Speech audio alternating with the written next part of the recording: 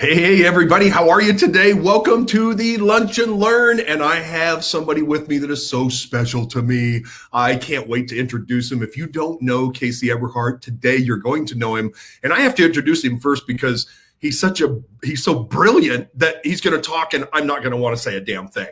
So here's where I'm going to start. I met Casey Eberhart about 15 years ago. And for those of you who don't know, I own a production company. I was there to do a video.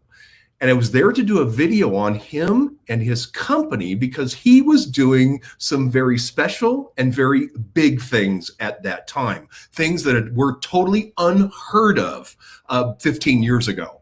So he had built this company called Atomic Productions. And Atomic Productions really kind of help the Hollywood production community by providing them all these services.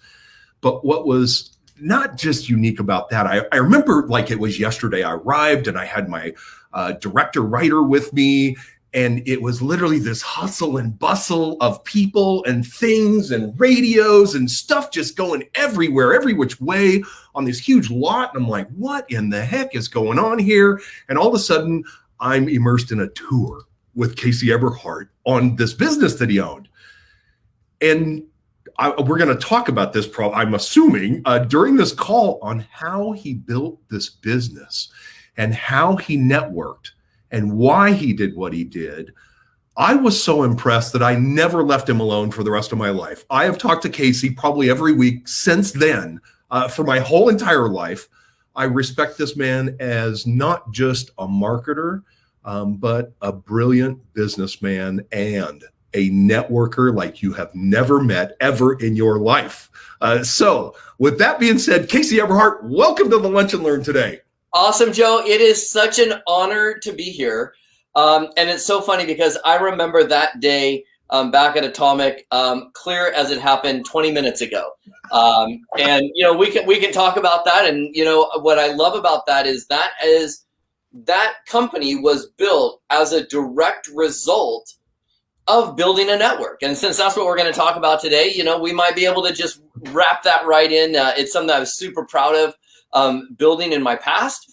And it's just an honor and a thrill to be here. This is kind of one of those deals where, I watch all your Lunch and Learns. I've been in your space for a long time.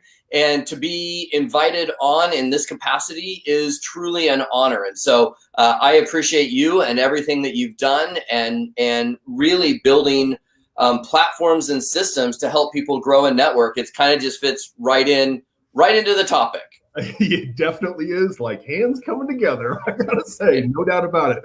Well, let's jump into this thing. So listen, a lot of people don't know this about you, but amusement parks, deals with Six Flags, Pepsi, Hollywood socialite. Just so many places that you have found yourself in a position of prominence.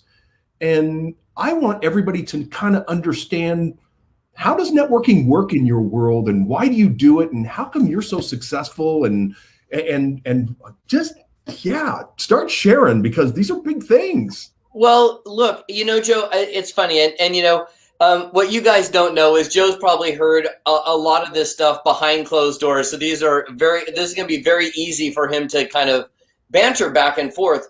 But at the end of the day, Joe, what I would say, whether it is dealing in a multi-million-dollar deal with an amusement park company, or dealing with the second largest beverage company on the face of the planet, or working on some of the most celebrated films of our generation, it really comes down to building a network of people.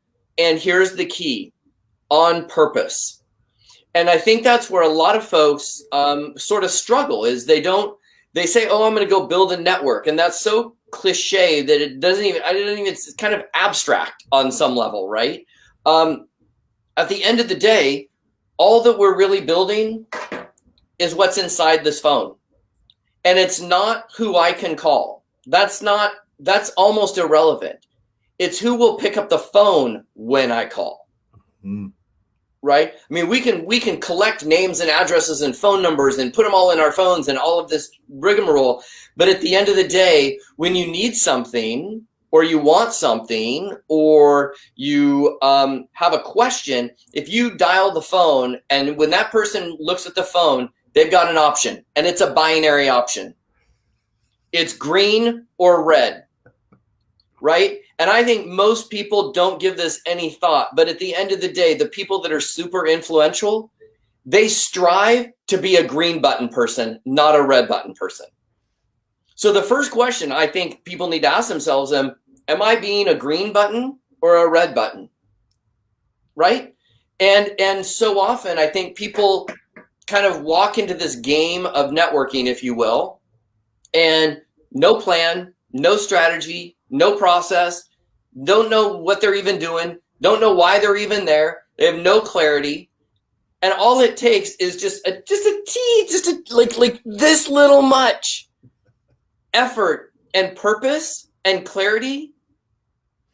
And because you're playing against people that don't have any of that, this game is so easy to play, right? I know that you and I were joking this morning, but it's true. The game of networking, as notated or as results based on people of influence, they all say the same thing. This is a game of patience. This is a game of playing the game of checkers, game of chess.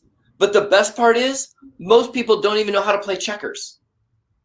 So what happens is the influencers, if you will, and I think that term is a little bit overused at the moment, but the people of influence, the reason they all hang around together and know each other and do deals together and do deals back and forth and seemingly have lots of luck and seemingly like it's all easy is because they all are on the same page. And everybody else is left worried about how to scrap together a $10 deal or a $5 deal, or how to get something for free, or how to use a coupon to save 2 cents over here. And we just totally miss the big picture. Right? And sometimes we're so focused on the minutia that the big picture gets lost. Mm-hmm. So let me give you a couple of examples, Joe, if I can. And I know you haven't even really got a chance to ask a question yet, but well, that's why the prolonged intro. Here's kind of just thought processes, right? So lifetime value of a customer. One of the things that I think is really critically important for all of us in any kind of business is to take 20 minutes and buy data, not by gut, not by, some whimsical, magical thing that occurs in the universe that may or may not make sense to anyone else around you. Yep. Hold on. Oh, yep. Okay. No. Yeah. Oh. I think this is like anytime somebody says to me, I think, I always interrupt and I go, whoa. Are you paid to think? Because if we're actually asking a database question, I'm not interested in what you think. I'm interested in what you know, right? So being able to look and go, okay, a lifetime value of a customer, and you might be selling a $45 or a $50 or a $100 product, but when you really take this out and go, wow, my lifetime value of a customer is $10,000, $15,000, $100,000, $300,000. Well, man, I got to tell you, Joe, those conversations become a whole lot different when I'm talking to somebody where in the head, I go, that's a $300,000 conversation versus a $37 Zoom. Right. Right. Or a $15 lunch and learn, or whatever those cases may be. So that's number one. Number two is being able to really look for opportunities and ways to build the people that are in your network. And if you don't have a big network already, then that's cool. Start with who you know, right? But it's all about building those connections. So I just threw some notes down, Joe, and I'm just going to rattle through a couple of notes here, and we'll do it. I've got some questions. So, but go, man, go. So look, when you guys go to a networking event, right? Here's something easy you can do. I think I may even said this in the opening thing, but go buy 5 books of whoever the speaker is. We all know who the speakers of these events are. What if you went to an event and instead of just showing up and having your rubber chicken lunch in the middle of a chamber event, how about bypassing the $20 lunch and investing $20 in 5 copies of the speaker's book, walking into that event with those 5 books and going, Joe, oh my gosh, I was so excited for you to be here. I actually bought 5 books. Would you be cool? Could you sign them? I'm sending them to the top 5 people of influence in my network. Well, what did you just do there? Number one, you made 5 people happy if you send the books out. I don't even care whether you send the books out. But what did you really do? You just walked in on purpose in an event where somebody of influence is going to have a microphone in front of an entire room full of people, and you just made them feel like a rock star. Absolutely. I have done this for years, and I have never, not one time, ever, ever, not been mentioned from the front of the room before every event I've done this at. Wow. Right? Ivan Meisner, founder of BNI, Business Networking International. I tell this story in trainings all the time. I walked into an event where he was speaking, 500 people from BNI in a room, all about giver's gain. We're not trying to sell anything to anybody. Let's build relationships.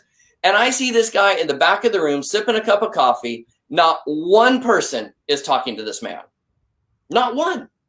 And I kept watching. I'm like, do I have the wrong dude? I was so convinced. I literally went on my phone and looked up LinkedIn just to make sure I had the right picture of the dude. Right? So I literally walked right up to him and I was like, hey, Dr. Meisner, my name's Casey Eberhart. And I was just reading your article in Networking Times. And I know it was about the Easter Rabbit and Santa Claus and how they network. And I was just wondering, is there anything that I can do to help you sell more books? And he was like, oh my gosh, if you could bring up that article in the Q&A section, that would like tee me up great. I'm like, you got it. Literally sat in the front row, question at hand goes up, teed him up. You know what he did, Joe? I think he got so off track and so thrown by the fact that some yahoo in the audience would bring that up, even though he pre-planted me as an audience member. Yep. He literally sat and talked about me for like 10 minutes in front of a room full of 500 people in BNI. I just sat there. Hey, I still have customers from that day. And in fact, Dr. Meisner, years later, actually brought me on board as a consultant for BNI to train and teach chapters around how to build better networks of people. How tough was that? I looked on LinkedIn. I saw an article he wrote. I went to the Google machine. I looked at what he was about. I walked right into an event and I teed it up directly for him. Those are the kind of things that make this game super easy, you guys. Right? Yeah, it isn't, it's not hard. I found myself networking over the years and becoming better at it and becoming more on purpose instead of happenstance. I think the first encounter I had was 20 some years ago, and I had Suzanne Rowan show up and how to work a room. And I'm like, what? How to what? How to get out of your own way when you get into a room, how to talk to people or how to have a conversation. And I'm like, oh, well, but why would I do that? It wasn't even in my brain that I even needed to build a network at that time. But I do believe that some of us inherently just kind of have it built in where we kind of know we want to build a network or need to build a network, or we just have that I need to make more friends that I can call, or they can call me and we can help each other kind of a thing. But I think, we look at our audience today. What are some best practices for them to actually, build a network outside of the very first thing you said, which is with purpose, on purpose, right? Not on accident, on purpose. I love that you said that, because so many people, I think they misread the whole thing. Yeah, I think it's, Joe, because most people are trying to make a sale on the very first interaction, right? And there is a methodology for making sales on the first interaction. That's called advertising, right? In the game of relationship building, it might take a little bit of nurturing of those relationships. So I'll give you a couple of things that we can all do like immediately, like starting today. Number one, when you're on a Zoom, first off, show up like you're having a $100,000 discussion. If you can't put your camera on, this is just my opinion. This is where I get a little like, do it. If you're going to show up on an event and you look like the backdrop is a hoarder's house, probably not the best set for you to have your camera on. Number two, if you're going to show up at an event, how about turn your camera on? What happens is you show up not with your camera on, not present, eating, teasing your hair, drinking a soda, whatever. All that goes into going, why do I want to have a conversation with you? If this is how you're going to show up in front of a referral I put in front of you or a lead I put in front of you, no thanks. Right. Right. I'd rather put that lead or that referral in front of somebody who's going to actually treat it like $100,000 conversation. Right. Right. So that's number one. Number two, how about the minute if you meet somebody live, take their picture or a selfie or whatever, and then send them a text video. It's actually super easy. I can literally turn my phone on with my camera, go, hey, Joe, it was great to meet you today. Hope you're doing absolutely awesome. It was great meeting you at the blah, blah, blah event, and I look forward to connecting with you. And I send the text. What did I just do? Number one, I had to give them my phone so they could put their phone number in it. Now I have their phone number. Why did I send them a text video? Because the next time I text them, Joe, at the end of the day, they're not going to know me. They're not going to know this is the first interaction. They see a weirdo phone number. They're like, I don't know who that guy is. Open it up. There's no sales pitch, but it's a video, which means there's a visual cue back, a visual recall, plus now they remember where I met them, what I look like, what I said, so on and so forth. That's number one. Number two, if we all just made it part of our daily method of operation in business to connect and introduce two people every single day, understand that that really means that you are connecting with over 700 people a year. So I personally, there's a slide in my big presentation that literally says pass leads like crazy. And all that means is I actively, on purpose, completely clear-headed, look for opportunities to either connect two people that I know together, introduce two people I know together, or promote them. And I'll give you a small example, Joe. I happen to have a large network in Colorado Springs, of all places. Like totally, like I live in Los Angeles, but a large group of my network is in Colorado Springs. Well, there are a couple of Facebook groups that are specifically for folks that live in Colorado Springs. Every single morning I am in that group, and every time I click through a post and I see somebody going, oh, I need to get my wedding dress hemmed. Oh, introduce you to this person. Oh, you know, I've got hail damage to my car. Oh, you got to talk to Josh over here. And I'm looking for ways to always be introducing my network into there. Because here's the thing, Joe. At the end of the day, here's how I look at it. And I don't know if anybody else, I like to gamify stuff, right? So when I meet somebody for the very first time, I look at it like he or she and I are walking into a bank, arm in arm, and we're opening a social bank account together. Mm. Here's what I know about how banks work, at least today, that if you try to take out of that account before there's money in there, it's red, and it's the no-go zone, and it's a red flag, right? But if we go into that bank account and we develop this bank account together and we're both putting money and deposits into that bank account, well, then if I need a little withdrawal, click here, go here, check this out. Can I get your opinion on this? Whatever. When I ask of something, I'm taking a withdrawal out of that account. Well, if there's money in the account, then there's some capital that can be used and leveraged. So if we just look at it as, hey, we're going through life and we're building these bank accounts with other folks, how often we deposit in there is huge. The more money that's in there, the higher the trust, the higher the ability or the higher the likelihood is that at some point when we really need some help, somebody will come and say yes. And I'll give this example. I'll sort of give an example on how we started to build Atomic Production Supplies, the rental company.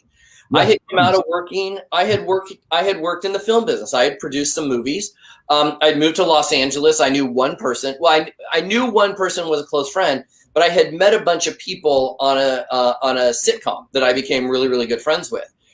But once I got down here, that was all I knew. That was the network, right? So I knew I wanted to work in the movie business. So before I ever got a job on a movie, I started making a list of all the vendors. I don't know how a camera in the film business works. I don't know what a dolly is. I mean, I think there's a play called Hello, Dolly, but I didn't know what a dolly was. Truth be told, on my first movie, this is a side thing, first movie I ever worked on, my boss told me he needed me to go find the pricing on raw stock. And I called my stockbroker. I'm like, do you know what raw stock is? He's like, no, I didn't even know that Rostock was the unexposed film that we ran through the camera. Right? But the second I realized I didn't know that, I got in my car, I drove over to Kodak. That's how long ago this was. I drove over to Kodak and I walked in and I said, hey, can somebody teach me about Rostock? There was a person that gave me a little tour of the facility, took me behind the scenes and showed and explained that. And that person, by doing that, made literally millions of dollars off of me because I always recommended and referred back to that one person. So when we built Atomic, we started with 2 traffic cones and a fax machine. And all we did was found out people that were making movies and commercials and music videos, found out, asked them, what do you hate about this? What's the problem? And then all we did was try to solve it. And that's all we did. And what we did on top of that was we knew we could create a community of people that were in the business, or quote, in the business. So we started doing it was a monthly barbecue where we invited everybody in Hollywood to come have a barbecue hot dog or a Costco burger on us. And that's how we started to build our network. We knew that if we could get them in our shop, we could shake their hand, we could give them a tour, and we could make every single potential customer that we didn't know feel, Joe, like you did the day you brought the film crew in there. That is more important than renting a traffic can or a traffic cone or a trash can or a wardrobe rack. Right? Absolutely. It's funny that, as we talk about this, this network that you build, I mean, who is, I don't know who says this, your network is your net worth. Treat them like gold. Like I hear that over and over and over again. And the older you get, the more truth the more truth that comes to that statement of, that network that I have, those friends that I can call that will answer the phone for me, that I can give a referral to. And, for me, probably like everybody else, I only give referrals to people I truly believe that person I'm giving the referral to is going to knock it out of the park and make me look like a rock star for just giving them the referral. Exactly. That's it. So, you just look at this and go, wow, it's really a simple concept. But when you're early in business and you don't really get these concepts of this big network, doesn't mean a big customer base, but it could. It doesn't mean you're going to get referrals every day, but it could if you treat them right. And if you treat it like a network, and you actually give, like you're saying, that bank account. If you're making deposits into these bank accounts all over the place, eventually that's gonna come back. Yeah, I mean, here's how I look at it, and maybe I'm just a little bit off kilter, which is could easily be the case. But here's what I know after having worked with thousands of business owners over my career. Running and selling an amusement park in my 20s, working on $100 million, $200 million movies.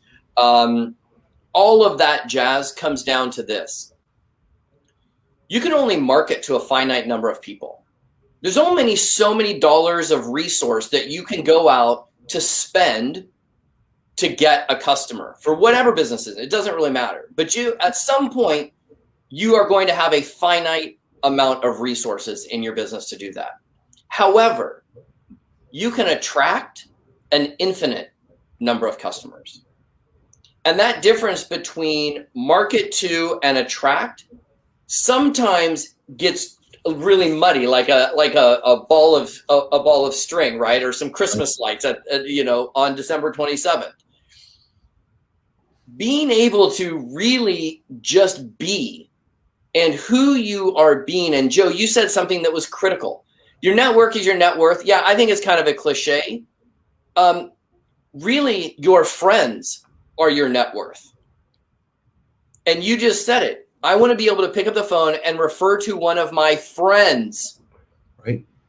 That's really, the network is a group of friends, right? And so often, it doesn't mean that you're going to go chum around and drink beers and smoke cigars together all the time. But what it does mean is, am I comfortable putting a brand new person I just met in front of that other person? And here's the thing. There are people that I'm friends with there you go, that I'm friends with or acquaintances with, that I will never and can never introduce people to, because I'm nervous that they're going to show up like they show up on some Zoom calls. It's not worth it. Not when I'm trying to put somebody in my network that I know eventually is going to be $100,000, $200,000, $300,000 conversation. I can't put that person in front of somebody that can't string two sentences together or has a 15-minute picking at your hair and picking at your eyebrows and, you know, all of this stuff on a Zoom call. I mean, Joe, I've literally been on Zoom calls, no joke, been on Zoom calls where a connection is being made, and the person that has made the introduction, I've had to literally private chat and say, can you get off this Zoom so I can actually engage in a real conversation? Wow. Because the level of conversation was so high, but the person doing the introduction, oh my gosh, Joe, the set was terrible. He was up and down, taking phone calls in the middle of it, not knowing that he was on mute or not unmuting himself. And I'm just going, I really want to build a relationship with this connection, and you are stopping me. So just bow out. Don't be the person that's asked to bow out. Yeah. You know, what's funny, Casey, and it's not funny. You know, I really, we're both on Zoom calls every day, all day. It's every day. It's what we do. Literally, like, what happened to just a simple phone call? We're now on Zoom calls. But you know what I find is it's literally like half of the people, they don't show up. And when I say they don't show up, I mean, well, there's a picture of them there. Their mic's muted, but they don't actually show up. They don't, as you've said, they don't suit up and show up. And that's half the game. Suit up, show up, and participate. Like, I literally run a networking event, Joe, and I tell people up front, if your camera's not on, if you're not on time and you can't be there the whole time, we'll see you next week. Wow. No judgment, but why bother? I think sometimes people go, well, I'm just going to show up on this morning call, or I'm just going to show up because that's what's in my calendar. But we've got no purpose. Right. Just show up and become the resource. Sit and listen. If you listen to people, they will tell you stuff they're looking for. Absolutely. Right? Like podcasters, great example, right? Podcasters have huge networks of people that they talk to. What if you created a coffee mug, for example, that had the show name and host name on it with their logo, and you got that to the podcaster before they ever did an interview, say with you or somebody you cared about? Right. You are going to be talked about. Look, here's the thing. This is not about investing millions of dollars in buying Teslas and Ferraris for people. Gang, I'm talking about, like, go buy a workbook from someone. Go buy an event ticket from a speaker that you want to be in good graces with. Go buy I one time, this is a true story. I am friends with some speakers, and I saw a speaker that I knew was going to be speaking at a big event where they were going to sell a big program from stage. I knew that ahead of time. Well, I actually went on eBay and saw that somebody was selling their program on eBay for like $20, right? So I bought the $20 program, and I showed up to the event and I said, hey, some yahoo was selling this on eBay this morning, or last week. So I bought it to take it out of the equation. Wow. It was a $20 investment. That speaker and I today are still so close. And every time I'm around her, she tells that story. Why? I was just looking for ways to get in her good graces. I was looking for a way to add to our social bank account. Right. Yeah. That's Joe. That's all it really is. I mean, look, we make this all super complicated. We do lunch learns for hours and speeches, and I train this stuff all over the world. And at the end of the day, here's how it can be summed up: be cool on purpose. like, if you just be cool and you're on purpose. Yep. Oh my goodness! Like, guys, the competition is terrible. Yeah. I mean, it's terrible. If you just want to go look at pretty much anywhere. Scroll to page 2 on Zoom and look at all the people that are there but not really there for business. They're not really there. They're just showing you who they are and how they're going to show up when you put a referral in front of them. Absolutely. So here's the deal. If you're a no camera person, here's what I can tell you about cameras. Just having produced a couple of movies in my day, Joe can tell you this because he's a photographer. Here's what I can tell you about a camera. It doesn't add 10 pounds. It doesn't make you ugly. It doesn't do anything except it is a mechanical piece of equipment that reflects back some light and some pixels and things. So if you don't like how you look on camera, fix it. But turning your camera off on a Zoom in a business conversation, what it really does is tells people that you're not really there. You're not really playing the game. Absolutely. What you're really telling people is, you know what? I can kind of show up. I can kind of wing this through, and I can kind of care because I'm here. Right. But I'm not really participating. Yeah. No, suit up, show up, and participate. We see it every day. Okay, we're kind of getting to the end of this thing, and I got a couple more. I got a couple of questions. So you have a big network, Casey. How do you stay connected with all these people? How do you do it? Joe, I'll give you a couple of small things. I gamify everything. I don't. For me, I have to have a little bit of fun with it. And right. Again, I'm on purpose, right? So here's, for example, I'll give you a couple of very quick, easy ones. When I get in my car, I have a stack of business cards in my car. They are all the business cards of influencers and people I've met pre-COVID at networking events. There's a giant stack. It's literally like 2 inches thick. My deal is with myself that when I go someplace, before I get out of the car, whoever is on top gets a text from me. Hey, Joe, just checking in. Hope you're doing awesome. Put that card at the bottom of the stack, get out of my car, and I don't think 2 seconds again about it. Get in my car again. I come home. Great. Hey, Susan, hope you're doing well. Boom. Put the card on the bottom. It's a way to always be connecting. And I'm in my car, not every day. Some days I go after this, I'm going to go to the grocery store. When I get out of the car to go to the grocery store, someone's getting a text. When I get back in the car, someone's getting a text. It's literally a 10-second process. I love it. Same thing. I go on Facebook.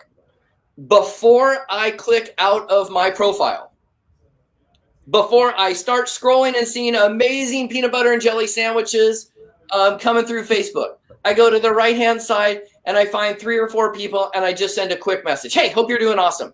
And I'm such a non-creative type. I have these messages pre-saved in my phone and pre-saved on the side of my computer, so I don't have to think. But I can bang out 5 of those messages. Then I can go dork around on Facebook. Mm-hmm. I go to Instagram. What do I do on Instagram? Before I even look at a single picture, I go look in and see who I can connect with. YouTube. I love YouTube. I'm building out a YouTube channel. First thing I do, I go find 5 videos that I can leave a comment on. In fact, the great thing about something like YouTube is the minute you start doing that, all of a sudden, all these people start noticing you. I just brought on an amazing customer that's going to do really, really awesome with me, all because he found me on YouTube. And he didn't even find my videos on YouTube. He happened to be liking videos of another YouTuber, but on all of that guy's videos, he kept seeing me comment on it. So it just randomly brought him over and had him look at me, right? Guys, this is not rocket science. Like, if you took all of this big network communication and balled it all up into a daily activity, Joe, it's literally less than 5 minutes. Right. But here's the thing. You know what most people will do? Get in their car, go get groceries, get in their car, come home, and complain that they're not connected to anybody. Right. They'll get on Facebook and they'll scroll for 30 minutes and they won't have done anything to add any value to anyone except post a link to their article or their blog post or their video or their business. They're not looking. The opportunities to serve people and build relationships and highlight people and promote people in your city and your hometown, it's massive. Like these poor saps, if you live in my hometown and you run a golf tournament or you're doing something, there's a good chance you're being put on my Facebook page. Why? Because you're the only one that's going to see it. Not everybody's going to go look. I am not so egotistical to think that everybody's going to come to my Facebook page and scroll and look at all that stuff. You know what they're going to do? They're going to click on their notifications and go, oh, Casey Eberhart tagged me in a post. What the heck's that? Boom. Oh, you should go get your pictures taken by Chris Lean, or you should go get your wedding dress fixed by Bob, or you should go check out this real estate thing by this person. It's just common, like 5 seconds a day. You're better off than 99% of people. So yes, I have a big, vast, large network. Here's the deal. I realize there are two returns. There's return on energy and there's return on investment. And you could take me out of Los Angeles. You could strip away everything about me, my phone, my computer, everything. Go put me anywhere in the world, plunk me down, and I'll be able to survive. And here's why. Because I am on purpose with clarity in building a network of resources. And at the same time, I want to be the resource guy. You know, just yesterday, Bruce Waterman, good friend of mine, calls me and says, hey, and he asked me the most random type of person that I would know. I'm like, oh, yeah, I can send you 2 people. Bang. I sent out 2 emails connecting them both to 2 people, totally different. And I was just like, you know everyone. Well, it's not that I know everyone. I just take care of that network. So anyways, that was too long-winded. Sorry, Joe. No, you're totally good. I'm just engaged in learning. I want to let a few people off the hook really quick. I've noticed something in the comments, and I want to be really, really clear about this. If you're showing up, you have a job, and you are showing up to a Zoom meeting, and you are not turning your camera on, I am totally okay with that. I want you to absorb that information. I want you to soak it up, and I want you to learn. But I do understand that you have another job. I totally get that, folks. So please, what we're saying. Let me give a disclaimer, and I don't get to see the comments. So let me give my disclaimer. Mm-hmm. Understand, when I'm talking about showing up on a Zoom, there is a difference when you are showing up on a Zoom to learn something. If you're going and you're hearing a speaker, or you're listening to a training or a workshop, like, yeah, show up how you want. Yep. But if you are showing up at a networking event where there is a possibility of you meeting and connecting with people, that is very different than showing up on an inspiration or a motivational training call, and you're at a job or you're whatever. But here's the thing. If you're showing up at a networking event where there are people that you are looking to generate referrals and relationships from, mm-hmm. and you are in your car smoking a cigarette, teasing out your hair, slopping down a burger, yep. I'd rather have you just not be there. Yep. That's the difference. And so, sorry, Joe, I don't know what the comments are, but let me make that distinction is that if you are showing up at a Zoom as an audience member, yeah, show up however you want. Yeah, absolutely. When you're showing up with the expectation that you're going to be put in front of potential customers, that's where, and look, here's the best part, Joe, and this is where I'm just going to be harsh and I'll take the flack for it. This opinion is Casey Eberhart's opinion. Please don't call Joe, contact me. I'm happy to defend it. At the end of the day, I'm still going to say that all the people that are going to argue with this and say, well, I'm going to show up any way I want, those are the people that are not well networked. And that's them's kind of the facts. I say this to our private coaching group all the time. How you show up is how you show up. Right. So I think you just have to be a little bit conscientious of how you show up. I could have look, I've got my Zoom mullet on right now. I've got my digital mullet on right now, right? What that really means, it's Zoom on top, party on the bottom, right? But I'm not going to let you see the party on the bottom part because this is a business conversation. That's right. Right. So anyways, I don't know what the comments are, but I do want to make that distinction. Yep. But I am not going to let everybody off the hook in making the excuse, oh, I'm here, so then I can do this. But I have this expectation. You just have to know the end game and work backwards. If you're at a job, cool. That's awesome. Just remember that how you show up is how you show up. So anyways, I'm sure you and I are going to get to have a lovely chat after this, and I probably made some people little updates. But you know what? You don't bring me on. You don't bring me on to do all sugarcoating. And you know what? Learning can be uncomfortable sometimes. And you may be looking in the mirror going, "Holy shit, that's me! Oh my gosh, that's me." Joe, here's the thing: look, People have called me, multiple people. I'm guessing there are probably some people on this call watching it that have called me and said some version of, wow, I wish I could do what you do. Oh, I really want what you have. Oh, I want to be successful like you. And my question back to them is, okay, cool. Are you willing to do what I did to get here? Right. That's exactly. Because if you're not, then you've set yourself up for an unfulfilled expectation. That's exactly right. Okay, we got to wrap this thing up. So, last question. You say suit up, show up, and participate. And I truly believe in my soul that is it. That's the best advice you could give anybody around networking. But I want to give you the opportunity to give any other advice you would that you want right now. But I truly think that's it. Suit up, show up, participate. Casey Eberhart said it. Do it. And if you do, you're going to win. I would just say this. If the suit up, show up, participate thing doesn't land with you, I totally get it. For some of you, it's going to so land and you're going to be like, I get it. Super easy. It's just transformation, you guys, takes place in a split second. It's just a matter of seeing something from a different angle and going down a different road. Here's the one thing I would offer. If you will invest time, energy, money, and resources into the people that you meet in networking and the people that are around you, the return will be infinite. If you are always looking for ways to take from that network, sell to that network, get from that network, use words like target, those types of things, I think you're going to struggle long term. Maybe not short term, but long term. So look for ways to invest your energy, your time, your money, and your resources in building your network. Suit up, show up, and participate. And easy, because not many people are doing it. It is that easy, isn't it? Well, thank you, Casey Eberhart, also known as the Ideal Networker. Folks, go find him on YouTube. What's your YouTube channel? CaseyOnVideo.com. CaseyOnVideo.com. Go there, subscribe. I promise you will learn. And if you're anything like me, Casey has added so much value into my life. And guess what? I never asked for it. He just gave it.